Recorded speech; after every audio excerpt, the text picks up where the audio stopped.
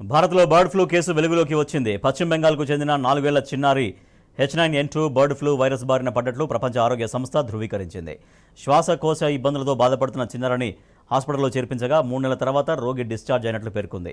అయితే వాళ్లు పెంచుకునే కోళ్ల వల్లే చిన్నారికి బర్డ్ ఫ్లూ సోకినట్లు తెలిపింది WHO. ఈ నేపథ్యంలో అప్రమత్తమైన మమతా బెనర్జీ సర్కార్ రాష్ట్ర వ్యాప్తంగా అలర్ట్ ప్రకటించింది.